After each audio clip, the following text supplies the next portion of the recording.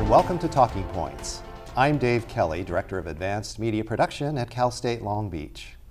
Today we're going to talk about the very complicated relationship between the United States and Russia over the last 150 years.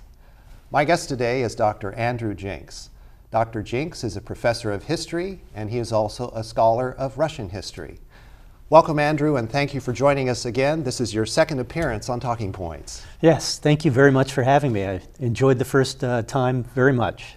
All right, well, before we start today's conversation about the relationship with Russia, we should first acknowledge that we have two major investigations going on in Washington, D.C.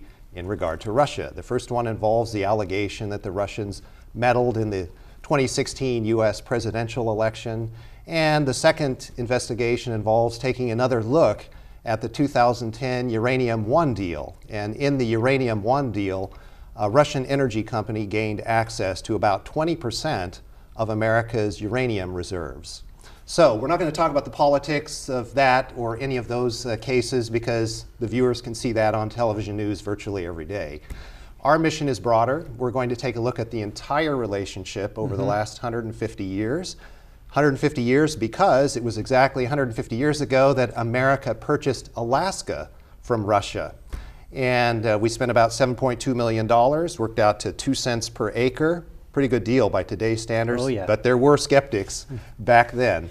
Anyway, the broader question, we'll start with that, then we'll get into some specifics about the relationship. Why has there always been this turbulence in the relationship between Russia and the United States? Sometimes we consider Russia to be a friend, we make deals with them. Other times we consider them a mortal enemy and our number one foe. Is it about us and our behavior, meaning the Americans and our behavior and our perceptions, or is it about them and their behavior and their perceptions, or in truth, is it a bit of both? Well, I think it's a bit of both. Obviously, that's the standard question. It's always complex and a bit of everything, but that's actually true. Russia is the gift that keeps on giving in American politics, astoundingly. We see that in evidence today with the many controversies surrounding the Russian role in American politics. As an historian, this makes perfect sense to me, and I would identify three factors that have defined or created the turbulent relationship between the United States and Russia, earlier the Soviet Union, before the Soviet Union collapsed. The first is raised by your example of the great purchase by the United States of Alaska, which was seen as a folly, but in retrospect turned out to be a heck of a deal. And that was an indication of the coming together of the United States and Russia's geostrategic interest, quite literally, geographically speaking. And so we see that clash in the Pacific and in the Pacific Northwest between Russia and the United States. And so that coming together of those two countries suggested, I think, anticipated into the future the way in which their global geostrategic interests would clash, sometimes be in agreement with each other, and sometimes be in opposition to each other. The second factor that causes the relationship to be so interesting and also turbulent is the fact that we became ideological competitors. The United States is sort of the foremost representative of global capitalism, particularly after World War II, and the Soviet Union is the foremost representative of the anti-capitalist alternative to global capitalism in the form of communism. So we became ideological competitors. We'll talk more about that as we go along, but let's first talk about what happened in 1918, which was at the end of World War I, and the Bolsheviks, i.e. the communists, took over Russia, which then became the Soviet Union ultimately. Yes. What was the American reaction to that initially? I think like the American reaction to things that go on in the foreign world, hysterical. Now, whether or not it was legitimately hysterical is another question. When the Soviet Union was formed, when the Bolshevik Revolution occurred in 1918 and 1917, and then was consolidated 1918, 1919, and 1920, it was a first attempt to create something that had never been attempted before, an anti-capitalist utopia. Now, obviously, if you're a capitalist country, that creates problems. This was also a vehemently atheist, anti-religious utopia. If you're a country that values freedom of religion, that's also problematic. So ideologically speaking, Russia, later the Soviet Union, constituted a grave threat to the ideological foundations of the capitalist freedom of religion kind of system that we had. But the second question is, to what extent were they able to realize that vision and to become a threat to capitalism globally?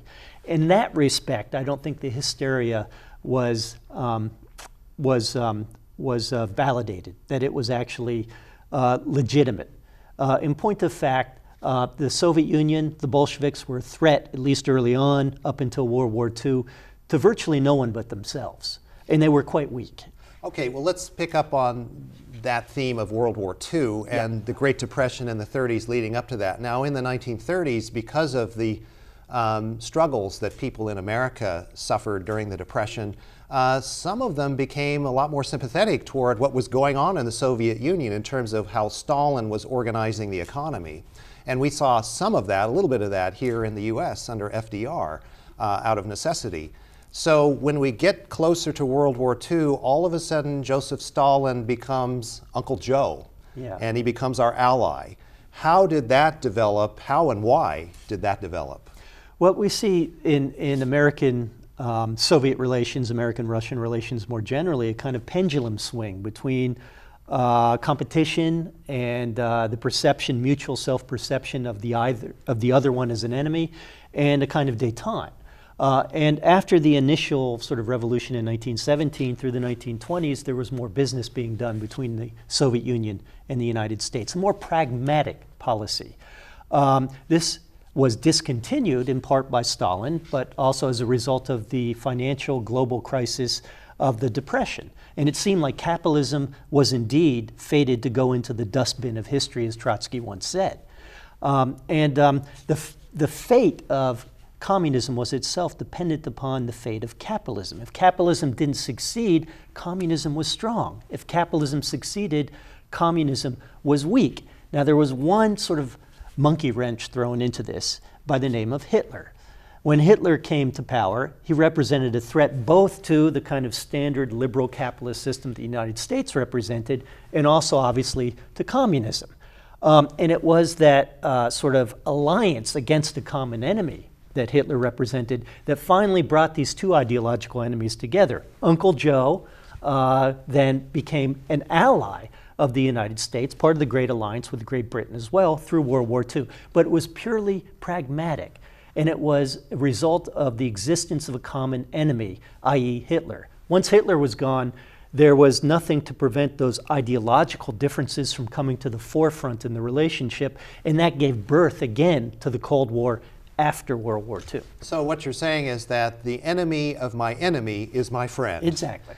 And so as we move out of World War II, then the Cold War starts. As you've noted, Harry Truman was president at that time, and Truman was very wary of the Soviets and of their influence around the world and very concerned about that. And so this really led to the development of the so-called military-industrial complex and what some people refer to as the intelligence-industrial complex. Mm-hmm. And so those two elements of the military and the industrial the intelligence community coming together, those groups actually had a vested interest in keeping us afraid of the Soviets.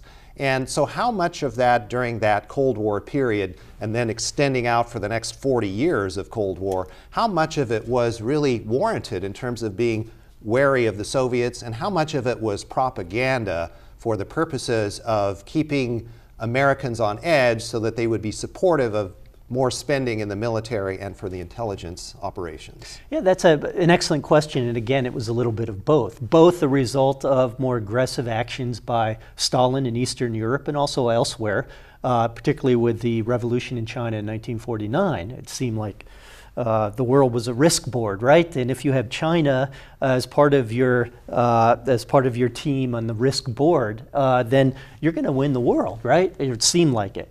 So the Soviet Union seemed to be aggressively implementing a kind of anti-capitalist global revolution. But at the same time, Stalin was very pragmatic and willing to make deals.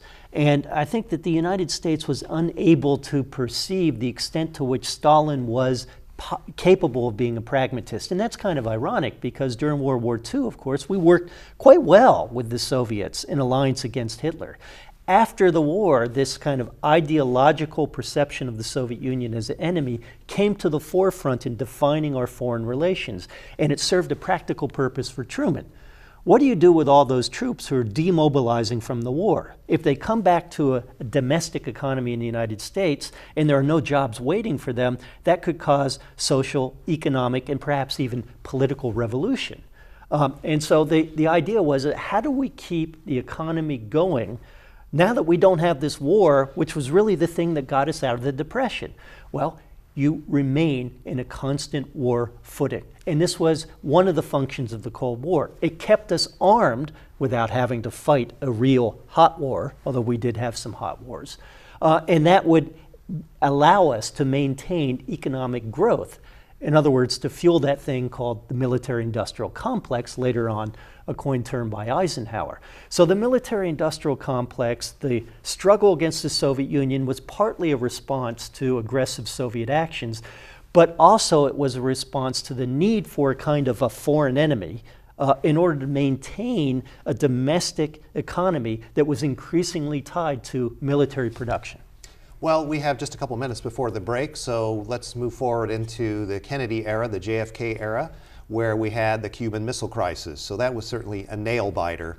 And there are stories that JFK, because of or in spite of the Cuban the Cuban Missile Crisis, wanted to actually thaw those relationships with Russia because he thought it would be better if we could cooperate with them in things like technology and space and so on than to be always at war with them. What have you found to be the case in terms of JFK looking at, other than the Cuban Missile Crisis, how he viewed the Soviets? Well, we don't write history in the conditional tense, and so it's very difficult to engage in what ifs. But one of the things that Kennedy did do, it's absolutely true, is he sent some overtures to the Soviet Union in order to engage in a more kind of collaborative relationship. And perhaps that would have helped us avoid the disaster, the tragedy of Vietnam. But what's difficult for historians to discern is, was he actually serious? You can look at every single presidency, Johnson included, all the way on up to the end of the Cold War, and you can find presidents saying that they want a more collaborative relationship with the Soviet Union. But do they really?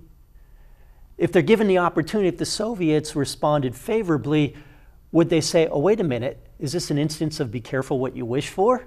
Would they actually be able to overcome the vested interests that have now grown up within the economy to combat the Soviet Union? How do you become friends with an enemy when your economy is increasingly based on opposition to that enemy? It's a big challenge, and I'm not sure that JFK was up to that challenge. How serious he was, of course, we'll never know because he was assassinated. And on that note, we'll have to go to the break. And when we come back from the break, we'll talk about President Nixon, détente, and the strategic arms limitation talks. Stay with us.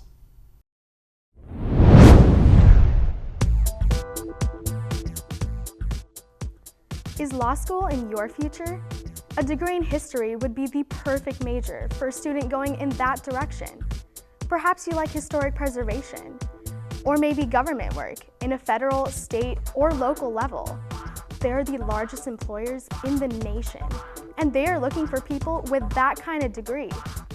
The opportunities are endless with a degree from Cal State Long Beach.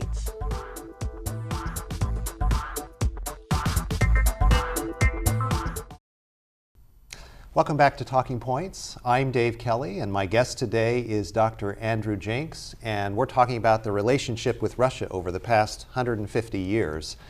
And when we went to the break, we were talking about the 1960s and JFK, and we were just getting into the concept of proxy wars, where you had the capitalist Western side headed by the US versus the Soviet Union and their proxies on that side. And so as we move forward through the 1960s, we saw that Lyndon Johnson definitely carried on with the Cold War mentality. We get to Richard Nixon, things start to change a little bit. Nixon, in spite of his many character flaws, which were revealed in the Watergate scandal, he had a vision about Russia and also a vision about communist China with Mao Zedong. And because of that vision, we were led into a period of détente which then involved the strategic arms limitation talks, which was really the first and best attempt at that time to try to get a handle on this nuclear arms race, which was rapidly becoming mutually assured destruction. And so how did Nixon's vision differ from maybe some of the other presidents that preceded him? Well, I think that Nixon, who is a fascinating character, what a really interesting and smart president. I think the final story of what Nixon actually contributed to 20th century, late 20th century history still needs to be told. I've done quite a bit of research in the Nixon archives, and I remain quite impressed by Nixon, although of course he was quite a flawed human being, as you suggest. One of the things that Nixon, the advantage that he had, was that he was the original red baiter. That is to say, no one could accuse him of being soft on commies. He was an inspiration in many respects for Joseph McCarthy and for inciting the hysterical anti-communism of the 1950s. So he had that ability to say, look, I've been hard on the commies, so if I'm saying that we can strike a deal with them, it's because I understand the threat that they actually represent, but also the potential for changing the relationship. So that's one point I think that's important to keep in mind about Nixon. The second point then is that Nixon had a very smart crew, a lot of smart people behind him. Kissinger, of course, was one of them. And they had an idea that, look, you can define your foreign policy based on ideology, or you can define it based on pragmatism. A foreign policy based on ideology tends to define our relationship with others based on whether or not they share our ideological vision. One based on pragmatism is based on whether or not we have common interest beyond ideology. And of course, Nixon, the red baiter, defined our interest in terms, foreign policy interest in terms of ideology. Nixon, the pragmatist, begins to define it on the basis of things we share in common beyond ideology. And it was that shift, which Kissinger brought about as well, that helped Nixon to engineer and to re-engineer the relationship with the Soviet Union to something more collaborative, something called détente. Now, having said that, Nixon was not the originator of that. The word détente, of course, is a French word. Charles de Gaulle was. De Gaulle was the one who wanted to reach across ideological barriers in Europe to reach agreements with the Soviet Union, which he did in 1966. Broad-ranging agreements, science and technology, nuclear power and space, and in the economy. And all this set a precedent that was also followed by West Germany, that developed a policy of Ostpolitik, looking toward the East and ignoring the ideological differences that created the Cold War and the Iron Curtain, and developing a relationship based on what Eastern Europeans and Western Europeans shared in common, and that was economic growth. Nixon plugged into that vision, but of course it was more dramatic because Nixon was the leader of the free world. And so it got much more attention. So all that, Nixon, very smart in being able to understand that, in addition, he might also be able to use a reconfiguration of the relationship with the Soviet Union to get out of the disaster of the Vietnam War. And so he had lots of ideas going on at the same time. We wanted Yes. to get out of the quagmire. Yep. We wanted to improve the relationship so we could actually sell wheat to the Russians, which we right. did. And he also wanted to open the door to China. That's right. And so we can see that there was major progress here in that relationship with Russia and deals, as you mentioned. Yep. So we move forward, and then shortly after, Nixon leaves in scandal. We have Jerry Ford. Then we get to Jimmy Carter. Things start to fall apart again toward Yep. the end of the 70s, beginning of the 1980s. The Russians roll into Afghanistan. This angered Jimmy Carter. He was very unhappy about that. There was a lot of what we call adventurism going on in Africa and in Central America that was supported by the Soviets. And so now we find ourselves in a situation where Jimmy Carter is boycotting the 1980 Summer Olympics in Moscow in protest, and he's also imposing embargoes on grain sales and grain delivery to the Russians. The Russians returned the favor, and they boycotted our 1984 Olympics right here in Los Angeles. That's right. And so the game kept going. Ronald Reagan takes office. He starts out with the evil empire mantra, referring to the Soviet Union. But sure enough, a few years later, down the line, he's able to bring, Ronald Reagan, in spite of the tough rhetoric, is able to bring Mikhail Gorbachev of the Soviet Union to the table, and we get into a second sort of era of détente and talks. How did that happen with Mikhail Gorbachev coming to the table with Ronald Reagan? Well, let me just to back up and provide a little bit of the history there. There were a lot of opponents of détente, and those opponents were primarily in the Democratic Party. Nixon had gotten the Republican Party behind détente. He was the leader of his party. And the Democrats were in the position of being the anti-communists who were opposing détente. So when Carter came into power, the reversal of détente was not simply a reflection of a response to the Soviet invasion of Afghanistan. That was certainly a big factor. But he was already prepared to reverse Nixon's policies of détente. And that was manifested in a lot of sort of less visible areas, such as science and technology agreements, collaboration in space, and many other things as well. So that it was the Democrats who led the anti-Russian, anti-communist crusade that led to the reversal of détente. There's some similarity here to what's going on today, but that's another issue. With regard to Reagan, so Reagan continues that sort of takes the momentum created by the Democrats to reverse détente and then sort of reconfigures the Republican Party around a policy of anti-communism. And at this period in the early 1980s, we have a kind of bipartisan consensus against Russia that emerges within our political system. By the way, it has often very little to do with what the Russians are doing and more to do with domestic politics, and in that regard quite similar to the bipartisan anti-Russian consensus that has emerged today. Why did Reagan reverse that policy of anti-communism? I don't think it was so much something that had to do with what Reagan was doing as with what Mikhail Gorbachev was attempting to do. And Gorbachev was committed to trying to realize the promise of communism, to raise standards of living, to create a kind of utopia in a material sense on Earth. In the Soviet system, the economy was collapsing.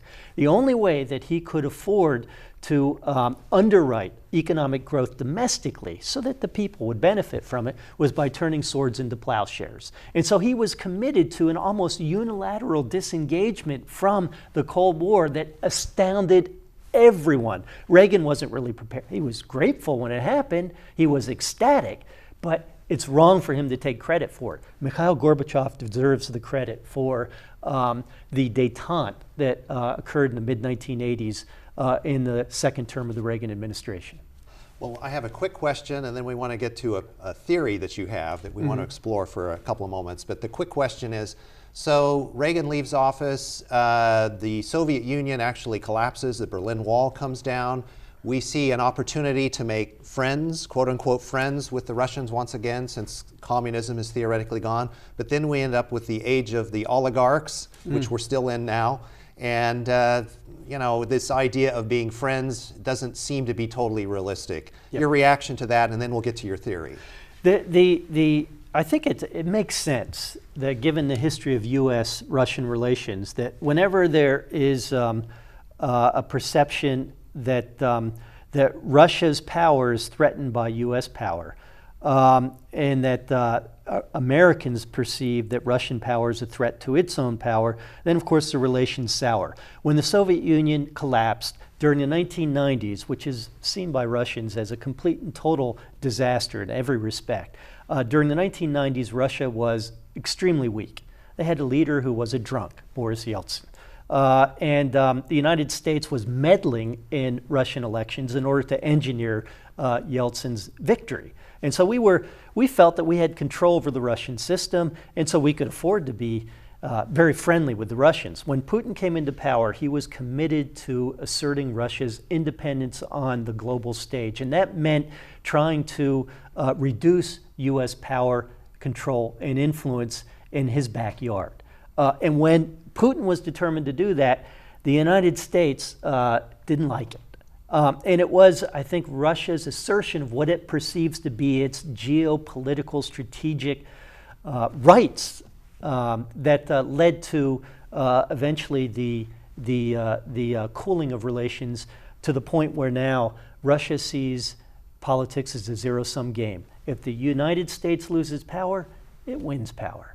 And so Putin's game is to try to weaken U.S. influence at strategic points wherever he can, and he perceives that to be an increase in his own power. That annoys the heck out of the United States, and that fuels the kind of anti-Russianism that is a legacy of the Cold War that then becomes a great factor in domestic U.S. politics, and that's where we are now.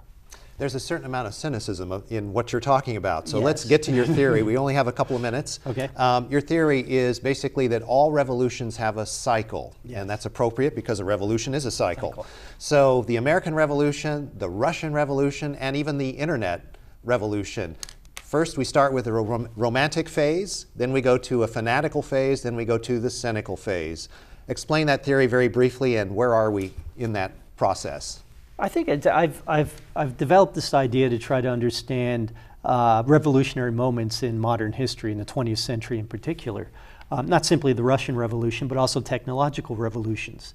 And so when you look at revolutions initially, there's a romantic phase. Getting up on your podium and making rousing speeches to get the masses to follow you, and then promising some kind of utopian transformation that will fundamentally make life better in some way, however you define it. And that's the essence of the ideology of the revolution. And so when revolutions begin, to the extent that they can mobilize people behind this vision, there's a kind of romantic vision that helps to explain its mobilizational power. But once they get into power, then there's the problem of implementing the vision. Getting from point A, which is the horrible world you live in, to point B, which is that great utopian world you want to get to. Once you have power, if you manage to have a revolution, how do you affect that transformation to something better? And that's where the fanatics are useful. People that are willing to do whatever it takes to meet their goals, who believe that the ends justifies the means. And what often happens with these people is that the means they use transforms the ends that they get. We're now down to 30 seconds. I need the cynical phase. And so now we're in the cynical phase. And that's where the rhetoric of revolution is simply a pretext for a power grab. And I think we can see that, we can chart out, all revolutions go through these phases, and they end up at this point of cynicism. And that's the world we live in today. It's a world that is defined by people who have highfalutin rhetoric about transforming the world and benefiting people and doing all sorts of but they're doing it for reasons that are often quite obviously self-serving.